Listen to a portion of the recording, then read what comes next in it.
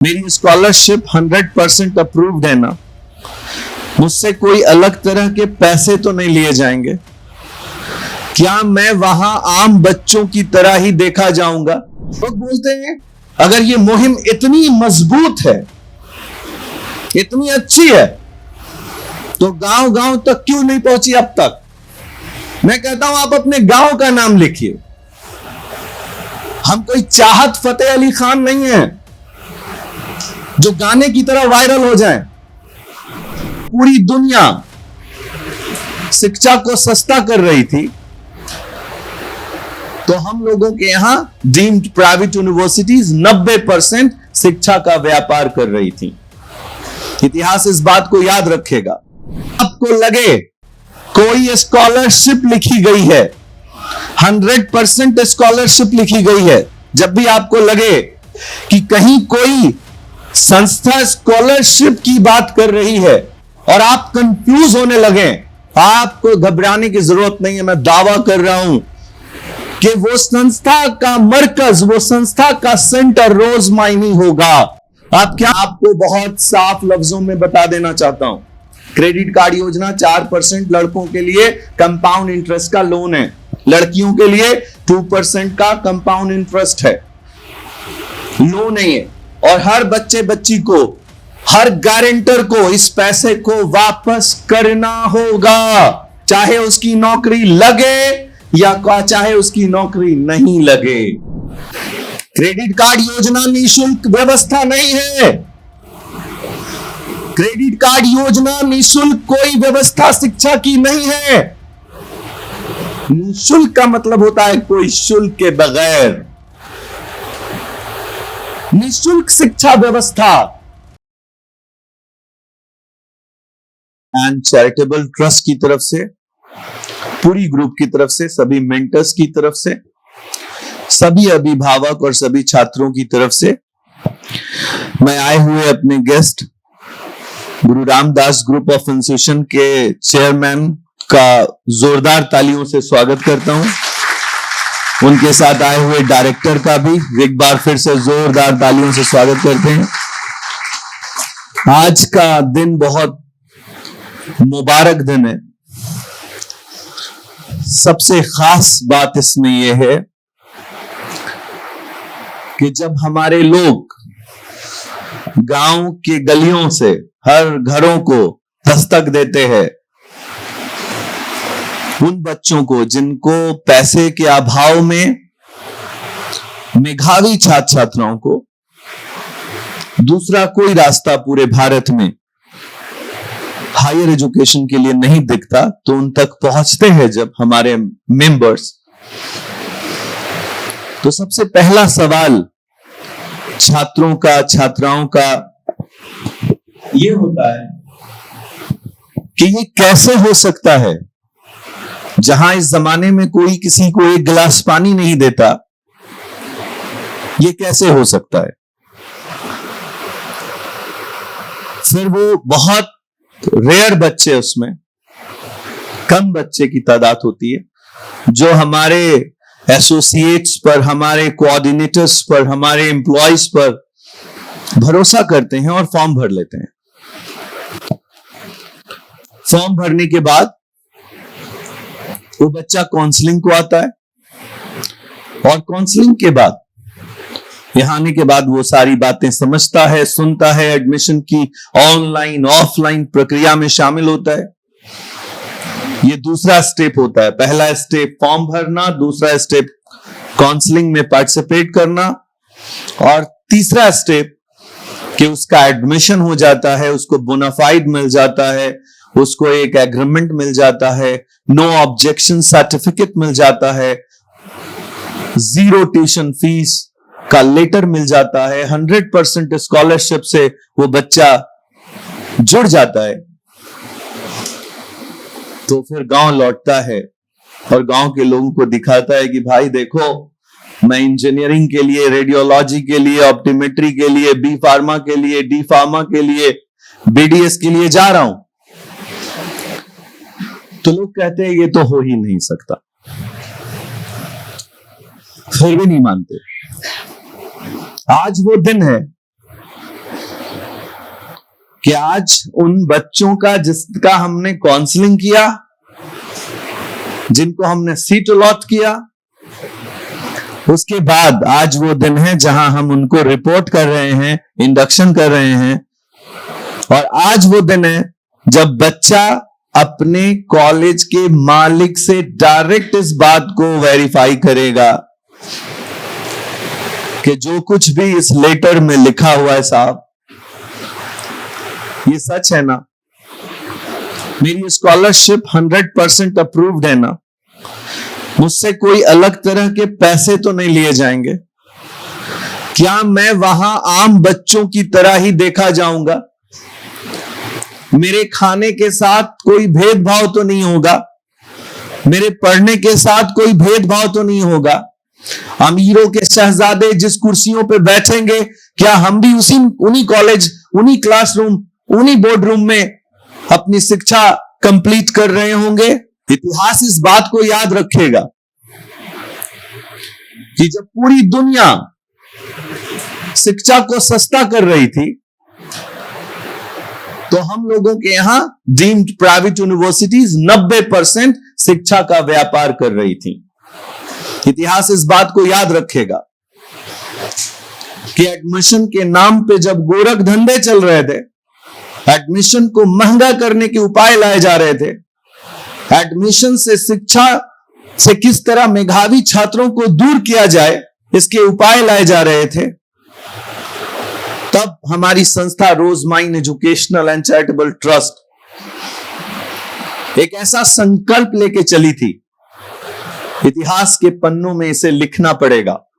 122 courses में बिना जाति, बिना धर्म देखे, बिना कास्ट क्रीड के हम एक संकल्प के साथ जुड़े हैं। और वो संकल्प क्या है कि पहले हम पढ़ेंगे और कामयाबी के बाद हम किसी एक बच्चे को गोद लेकर पढ़ाएंगे और अपनी शादी में दहेज नहीं लेंगे, ना अपने परिवार को लेने देंगे। इस व्यवस्था को हमने अपने गांव के आखिरी घर तक पहुंचाने में 17 वर्ष लगाए। एक बहुत जरूरी बात, पूरे देश में जब भी आपको लगे कोई स्कॉलरशिप लिखी गई है, 100% स्कॉलरशिप लिखी गई है, जब भी आपको लगे कि कहीं कोई संस्था स्कॉलरशिप की बात कर रही है और आप कंफ्यूज होने लगे, आपको घबराने की जरूरत नहीं है। मैं दावा कर रहा हूं कि वो संस्था का मरकज, वो संस्था का सेंटर रोजमाइन ही होगा। आप क्या करें, जो भी संस्था भारत में स्कॉलरशिप चला रही है, उस संस्था के नाम के बाद या नाम से पहले गूगल में रोजमाइन ट्रस्ट लिख दें। सिर्फ इतना ही करें। संस्था चाहे कितनी भी बड़ी हो, कितनी भी नामी हो, कहीं की भी हो, कन्याकुमारी की हो या कश्मीर की हो, ऐसा कोई प्रदेश नहीं है, ऐसा कोई जिला नहीं है, ऐसा कोई गांव नहीं है भारत का जहां हमने बच्चे पहुंचा नहीं दिए पढ़ाकर और वहां से बच्चे निकाल लिए पढ़ाने के लिए।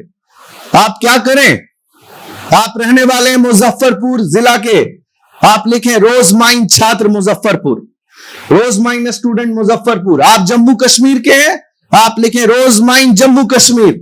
आप नेपाल के हैं, आप लिखें रोजमाइन ट्रस्ट नेपाल। आप पटना के हैं, आप लिखें रोजमाइन ट्रस्ट पटना। आप मणिपुर के हैं, आप लिखें रोजमाइन ट्रस्ट मणिपुर। आप जिस जगह के रहने वाले हैं, आप उसका नाम लिखें और उसके बाद स्टूडेंट लिखें और फिर रोजमाइन ट्रस्ट लिखें। आपको एक बच्चा, एक बच्ची, एक अभिभावक ये कहता दिखेगा कि मैं रोजमाइन से पढ़ रहा हूं। लोग बोलते हैं अगर ये मुहिम इतनी मजबूत है, इतनी अच्छी है, तो गांव गांव तक क्यों नहीं पहुंची अब तक? मैं कहता हूं आप अपने गांव का नाम लिखिए। हम कोई चाहत फतेह अली खान नहीं है जो गाने की तरह वायरल हो जाए।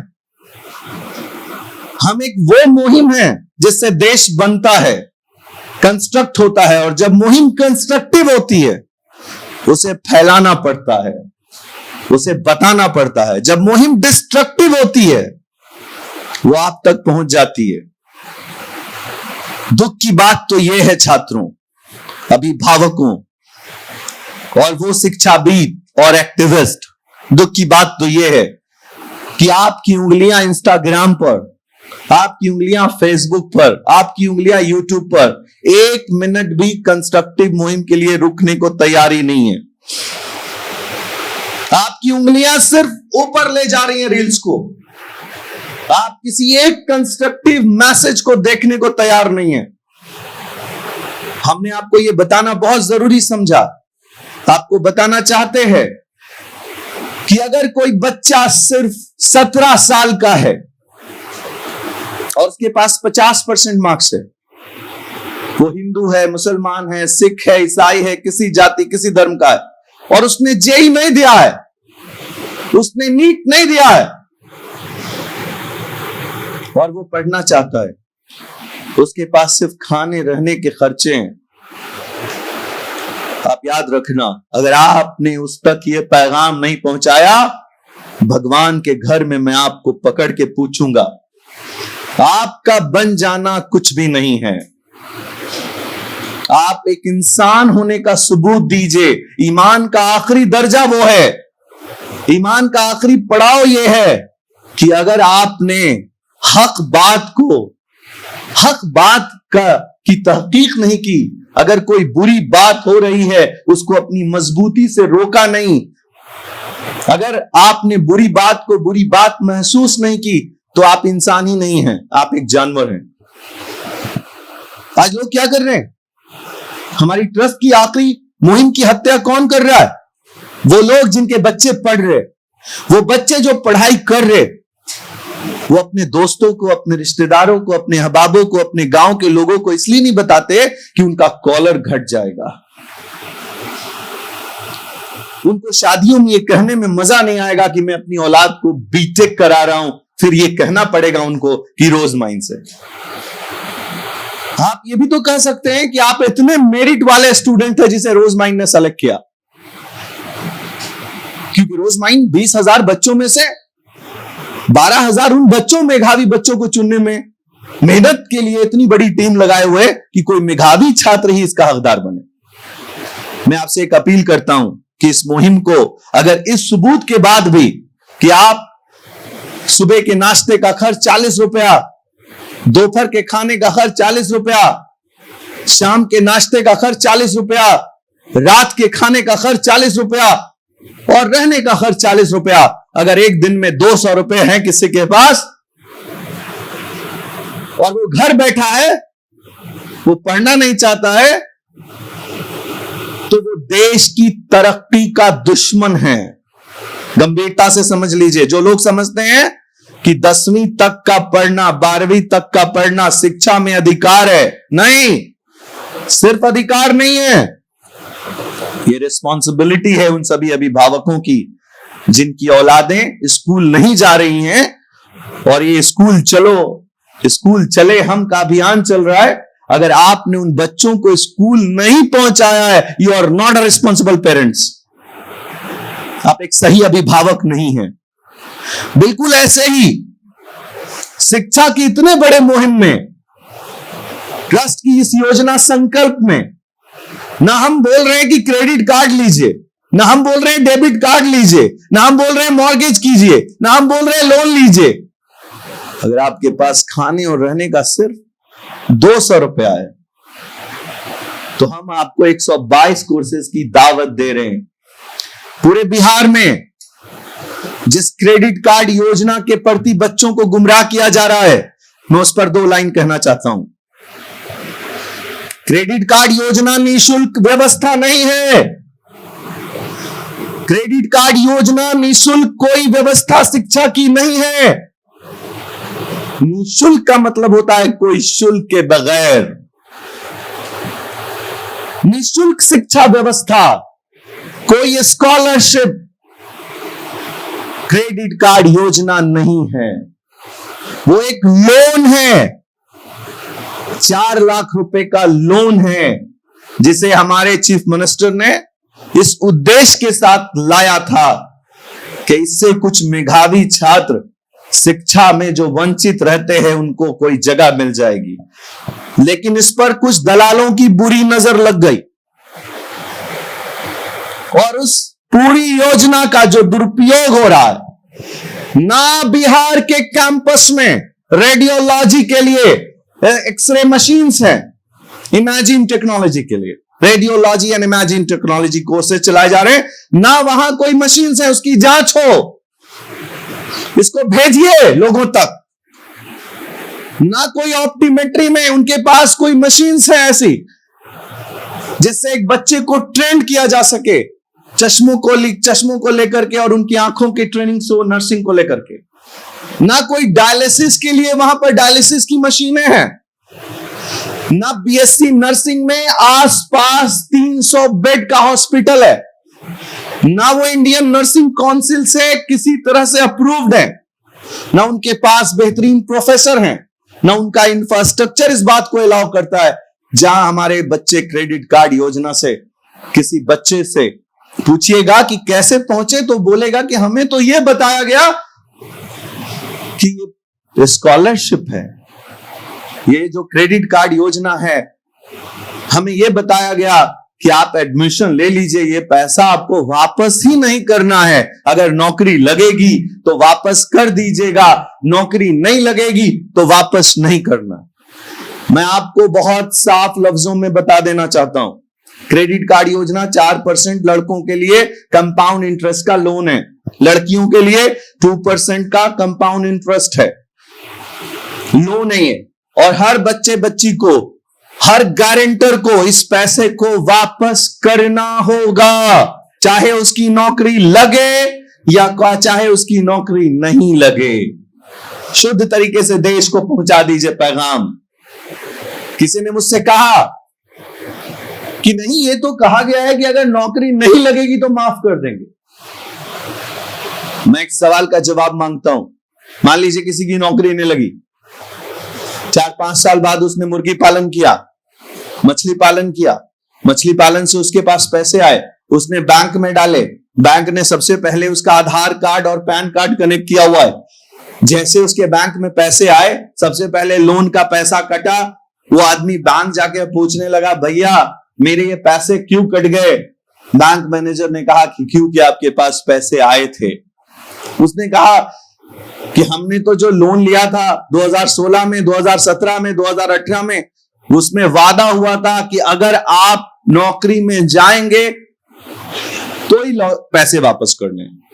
तो बैंक मैनेजर ने जवाब दिया या देगा कि नोटों पर लिखा नहीं होता साहब कि मछली पालन का पैसा, मुर्गी पालन का पैसा, बागीचे का पैसा, पैसा तो पैसा है, जब आ रहा है तो जा रहा।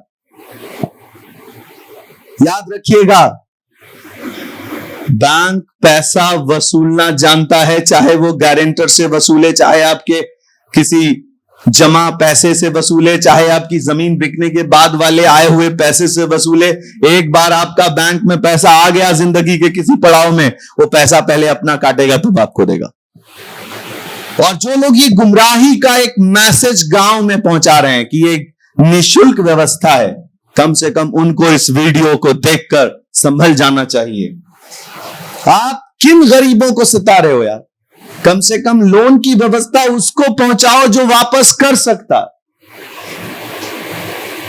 क्रेडिट कार्ड योजना एक सही उद्देश्य से लाया हुआ, बिहार के ग्रॉस एनरोलमेंट रेशियो को बढ़ाने के उद्देश्य से लाया हुआ एक पॉजिटिव योजना था, लेकिन आज जिस तरीके से उसका दुरुपयोग हो रहा है उस पर जांच होनी चाहिए। इसका उदाहरण क्या है? पेपर की रिपोर्ट है, इसमें लिखा है ऋण नहीं लौटाने पर 25,000 छात्रों को नोटिस। ये मैंने नहीं लिखा। 20,000 से ज्यादा छात्रों को बीच में पढ़ाई छोड़ने पर भेजा गया नोटिस। कुछ बच्चे ये भी पूछ रहे हैं कि सर मैंने एक बार क्रेडिट कार्ड लिया, इसको एडिट करके बढ़िया से लोगों तक भेजिए। एक बच्चे ने मुझसे पूछा कि मैंने 1 साल क्रेडिट कार्ड लिया और 1 साल क्रेडिट कार्ड लेने के बाद मैंने उसको छोड़ दिया, पढ़ाई नहीं की। लेकिन मेरे 1 साल का पैसा चला गया कॉलेज को, तो चूंकि मैंने 2nd year, 3rd year, 4th year पढ़ाई नहीं की, तो मेरी नौकरी तो लगनी नहीं है। तो क्या मुझे 1 साल जो पढ़ाई की, 2 साल जो पढ़ाई की, वो पैसे सूद के साथ वापस करने होंगे? जवाब है हां, सिर्फ सूद के साथ 4% कंपाउंड इंटरेस्ट के साथ वापस करने होंगे, और ड्रॉप केस को कोई ग्रेस पीरियड नहीं मिलेगा। जो बच्चा कल पढ़ाई छोड़ चुका है उसको कोई 1 साल का समय नहीं मिलेगा। समय सिर्फ उन बच्चों को मिलेगा जो अपने 4 साल की पढ़ाई 4 साल में कंप्लीट कर चुके, उनको 1 साल का ग्रेस पीरियड मिलेगा पे करने के लिए। सही मैसेज को सही तरीके से बिहार के गांव तक पहुंचना चाहिए। इस मैसेज को आपसे मेरी रिक्वेस्ट है कि जो बच्चे जो क्रेडिट कार्ड सेंटर पे, डीआरसीसी सेंटर पर पहुंच रहे हैं, मैं उस डीआरसीसी सेंटर के सभी पदाधिकारियों से रिक्वेस्ट करता हूं कि बच्चों की काउंसलिंग करके, उन्हें समझाकर ही, उनसे मिलकर ही, उन्हें बताकर ही उनसे पेपर साइन करवाए जाएं और उनको क्रेडिट कार्ड दिया जाए। मेरी रिक्वेस्ट है आपसे। देखिए, जब कोई अच्छी मुहिम खराब होती है तो बदनामी किसकी होती है? मुखिया की, जो इसको लाते हैं। उनको पता भी नहीं है कि ये क्या लोग परोस रहे हैं उनके वीडियो को एडिट करके। तो इसलिए गंभीरता से पैगाम को गांव-गांव तक पहुंचाने में हमारा सहयोग कीजिए। क्रेडिट कार्ड योजना निःशुल्क शिक्षा की कोई व्यवस्था नहीं है। क्रेडिट कार्ड योजना एक लोन है 4% कंपाउंड इंटरेस्ट के साथ। क्रेडिट कार्ड योजना में बीच में पढ़ाई छोड़ रहे सभी छात्रों को, जिस ईयर में उन्होंने पढ़ाई छोड़ दी, उस ईयर तक का जमा लोन वापस करना होगा, और कंपाउंड इंटरेस्ट के साथ।